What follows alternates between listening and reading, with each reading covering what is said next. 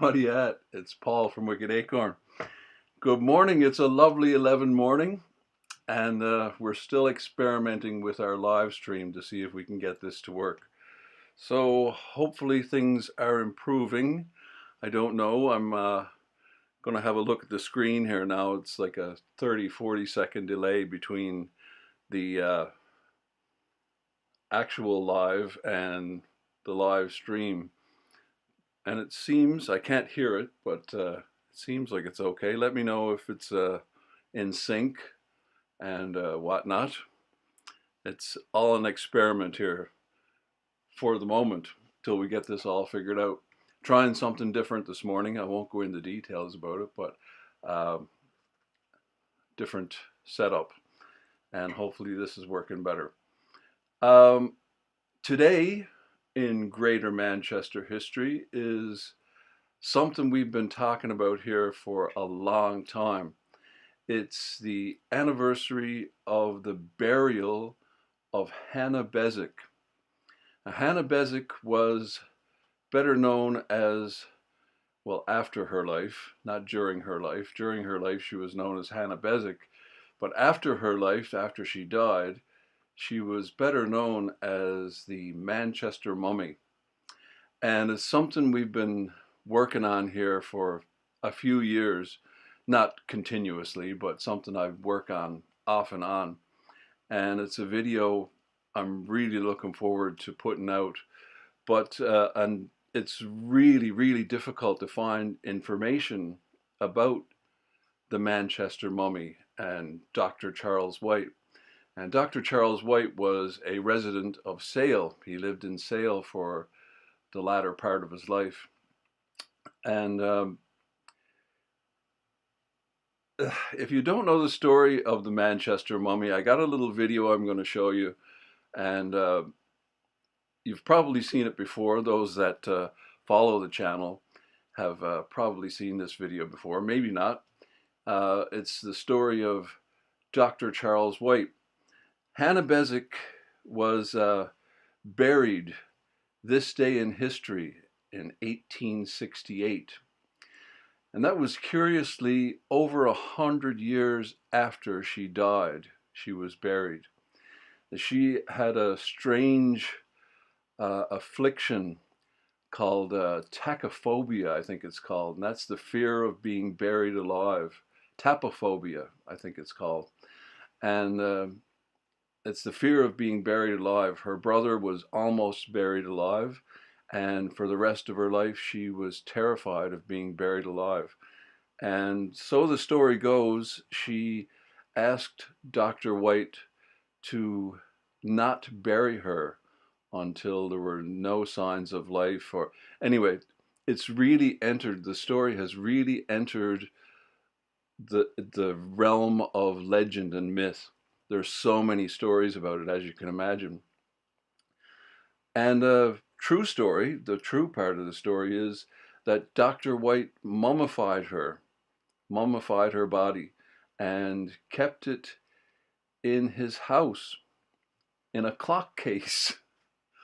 And he had a museum in his house here in Sale, in Sale Priory, the little park woodland area there known as Sale Priory today. His house was there. It's no longer there, but he had a house there, and he mummified Hannah Beswick and kept her in a clock case in his house. Very strange story. After he died, he bequeathed her remains to a friend of his, a Dr. Ollier, and after he died, it was donated to the Manchester Museum, and she was on display in the Manchester Museum for decades and decades, like many decades. And she was buried eventually over 100 years after she died on this day in history in 1868. So a strange story. She was buried in Harper Hay Cemetery in an unmarked grave. And of course, there are all kinds of ghost stories surrounding that. So I'm going to show you a little video here of Dr. Charles White And this is the non-Manchester mummy story of Dr. Charles White, because Dr. Charles White was a very innovative surgeon. He, anyway, I'll let the video speak for itself. Hi, it's from Wicked Acorn. We're here at St. Martin's, Ashton-upon-Mersey, and hopefully I'm going to meet Reverend Catherine Cleghorn, and she's going to let us in, and we're going to find out where our man's monument is. Hello. Hi! So, does anybody remember the name of this bridge? Might that have been a nameplate?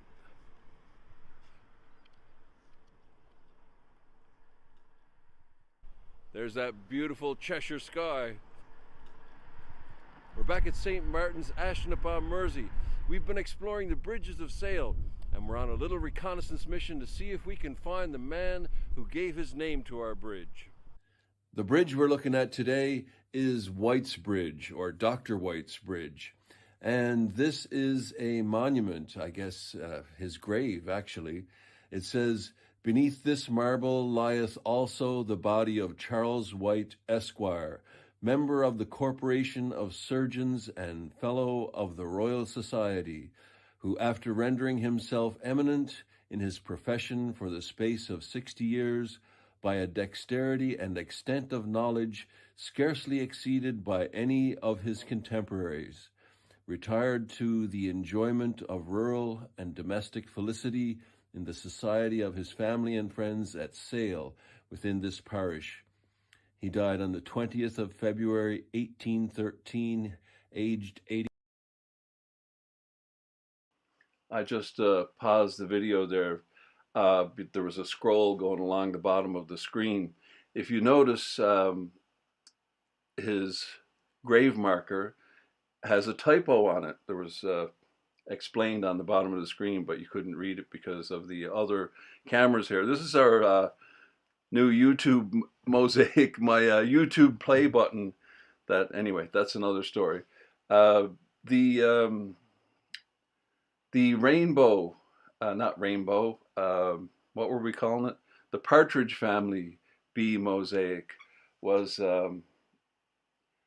actually, I sold the Partridge Family bee mosaic, and I didn't get a picture of it. I only have this one picture that my wife took of the setup of the market stall, and so there's our Partridge Family Manchester bee. And there's a typo on his grave, as you can see here. It says contemporaries, and it's actually not a typo. That's how contemporaries was spelled in the 18th century. So it's not a typo. I've heard people point out that it is a typo, but it's not. In the 18th century, that's how contemporaries was spelled.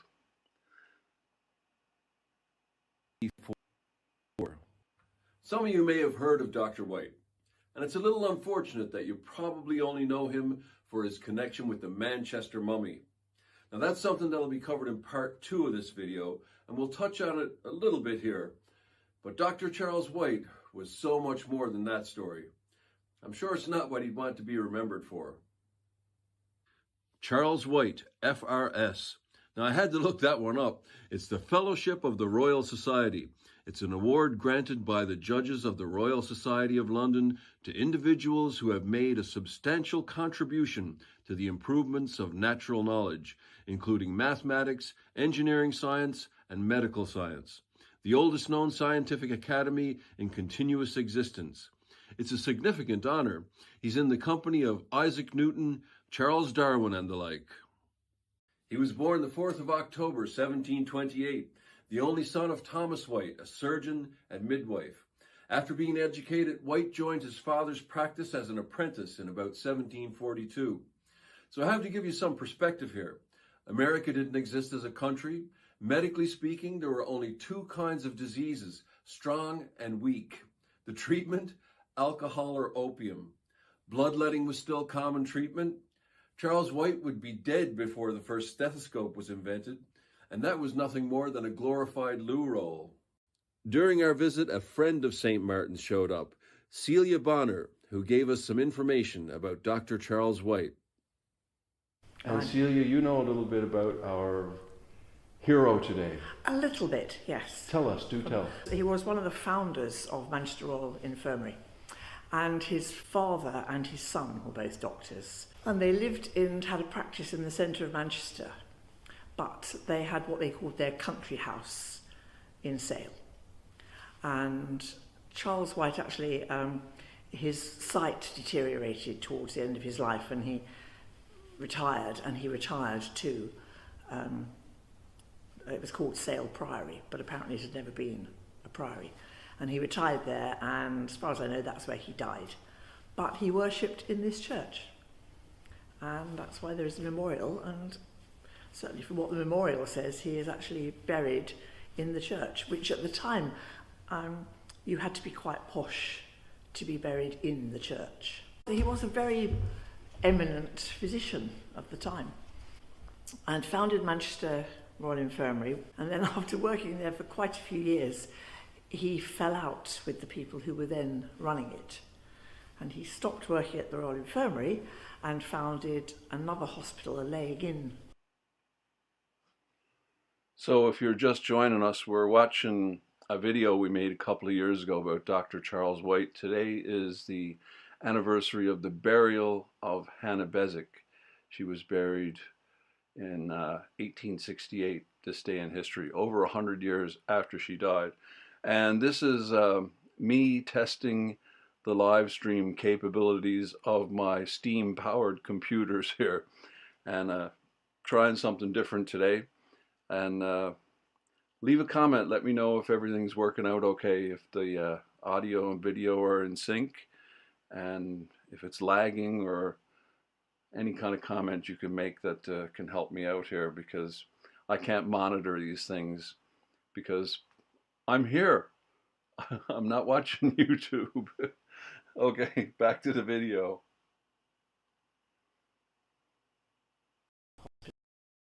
A maternity hospital called St Mary's Hospital. I have a slight connection I have is that I used to work for the National Trust at Quarry Bank, and the family who owned Quarry Bank were the Greggs, and Samuel Gregg built Quarry Bank Mill, and he and his wife Hannah also lived in King Street at the start of their marriage. And I can only assume that Charles White was their family doctor. It made sense as the practice was in that road. The only thing I know for certain is that he delivered Hannah Gregg's first baby in 1790, but she was not impressed with him. She said that Dr. White was hard-hearted, foolish and ignorant. Hard-hearted, foolish and ignorant. And was possibly all right as a surgeon, but not as a physician. So I think he knew his job, but had no bedside manner. Now, unfortunately, she stopped doing her diary then, so I don't know what the connection was. And then a few years later, they moved out to Quarry Bank. And Peter Holland, who had trained with Charles White, became the physician at Quarry Bank. White was an innovative surgeon who made significant contributions in the field of orthopedics, surgery, and obstetrics. He was a founding member of the Portico Library and the Manchester Literary and Philosophical Society. He presented a paper to the Royal Society in 1760 describing his successful treatment of a fractured arm by reuniting the ends of the bone. He presented another paper on the use of sponges to stop bleeding, methods that are completely taken for granted today. Realigning bones so they heal back together, using sponges instead of painful tourniquets, draining abscesses and removing parts of diseased bones where amputation was the accepted practice. The leading surgeon in the removal of kidney and bladder stones, his work in obstetrics was groundbreaking. He insisted on hygienic conditions, regular hand washing, changes of bed linen, towels and sponges and instruments. Although unaware specifically of bacteria, he urged not only scrupulous cleaning, but also separate bedchambers for women in labor. Puerperal fever was one of the leading causes of death for women in childbirth.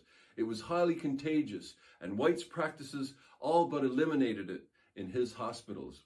Something as simple as hand washing and simple hygiene, one of the biggest breakthroughs in medicine, which is usually accredited to Semmelweis, was started by Dr. Charles White here in Manchester. He didn't know how. That is very interesting. That is really considered, if you follow any history of science and history of medicine, hand washing and cleaning instruments, it just sounds so common sense today, but it wasn't in the 18th century. And I don't know when Semmelweis was. I don't remember when Semmelweis. Semmelweis is the guy that's credited with this breakthrough in medicine, washing your hands before you cut someone open. He's the guy that's credited with that. But it was actually Dr. Charles White that started it here in Manchester many, many, many decades before Semmelweis.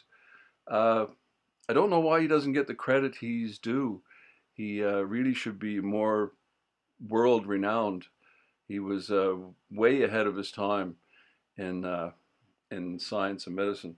That's the John Johnson Hunt mug I was showing you there.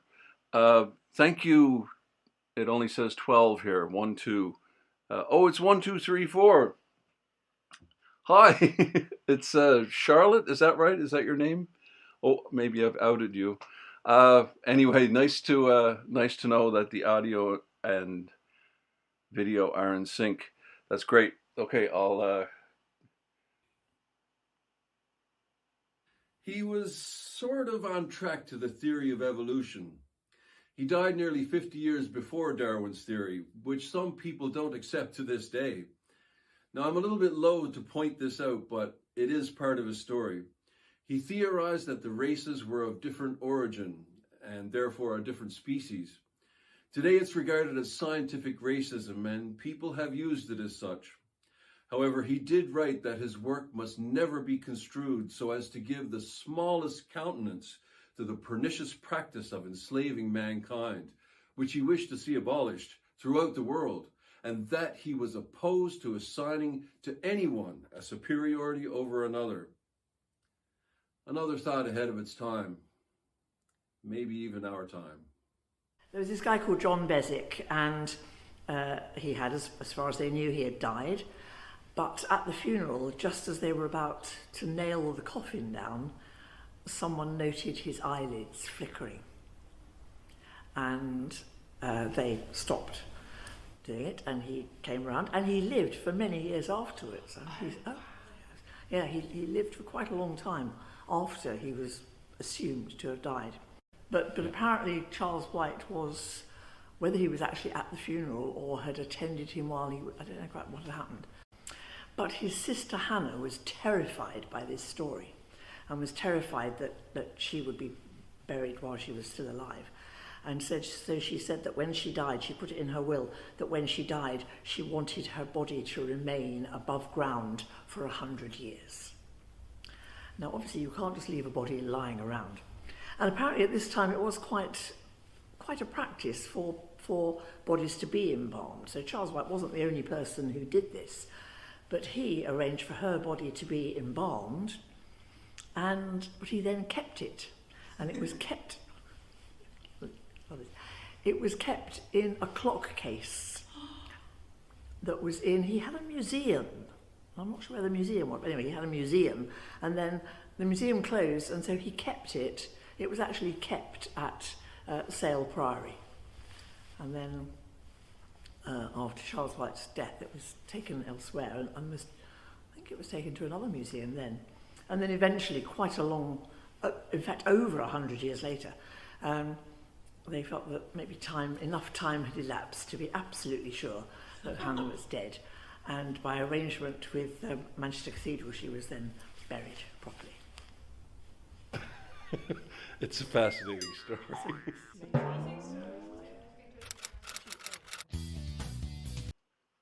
It is a fascinating story. It's entered the realm of myth. There's so much legend to this story, as you can imagine. People telling, ghost stories and bedtime stories, and the story just gets better and better with each telling. So the story of Dr. Charles White and the Manchester Mummy have really become legend. So it's really difficult to separate the legend from the facts. And there aren't a lot of facts out there. But the reason, and another reason why the video is on hold, because a new book has just come out about the Manchester Mummy, and I haven't picked up a copy of it yet. And hopefully I'll get to talk to the author. I think her name is Hannah as well. Not Hannah Bezic, but I can't remember the author's name at the moment. So hopefully we'll get to have a chat with her and read her book and see if there's any new information she's uncovered that I haven't. And yeah, it's a crazy story. Another story, and I think this is probably legend and myth, this story, but I may as well tell it. She, when she was a young woman, the Jacobites came through. I can't remember the village she was from. Uh, on the outskirts of Manchester, and the Jacobites came through, and apparently she was from a wealthy family, of course, and she hid all the gold, and nobody ever found it. So, of course, there are all these stories of, the hidden gold and the ghost of Hannah Bezic that guards the gold. And I can't remember where the family home was. I guess it's somewhere near Harper Hay, somewhere in that area, but it's not Harper Hay. Anyway, Hollandwood, is it? Um, yeah, I don't remember. There's so many details I have floating around in here. Uh, anyway, that was the test of our live stream, and I hope it's worked out for you, and I hope it's worked out for me. And there's so much more to do with this. We can have a lot of fun with this live streaming, and you guys can leave comments. Let me know what's going on. I was yesterday's stream really fell apart. It wasn't working at all for some reason. I don't know if it was Wi-Fi or internet or whatever it was. It wasn't working. So I tried something different today, and hopefully that's worked better. And yeah, it really fell apart. There were a couple of things that I told you about, but you didn't hear me because it stopped for some reason. Yeah, the Ashton-upon-Mersey Mill, we're making some progress with that, hopefully. And the Mersey Millers, that's the little team of myself and Rick and John and Derek. We'll probably get together at some point and do a live stream, and you can ask us questions and we can give you an update on what's happening with trying to rescue the millstone of the ancient medieval, is it classified as ancient? Well, medieval mill of Ashton-upon-Mersey. The first records of it are 1347, and it disappeared from the records in the 1700s. So that's why you probably don't know about it, because it existed as long as it didn't. It's been gone for 300 years, and it was there for 300 years. So yeah, so John Harvey found the millstone, and we're trying to rescue it from the River Mersey before the remains of the mill get swept away. Anyway, hopefully we'll get together and have a live stream about that. The Mersey Millers get together and we'll tell you all about it. Anyway, I got to get to work. I want to, today I'm going to, I hope I'll get to this today. This little rig that I have here that you can't really see, but you can see the lights up here. They're and the microphone here, which I don't like things being in frame like that. The microphone. I don't mind the light being there, but it's you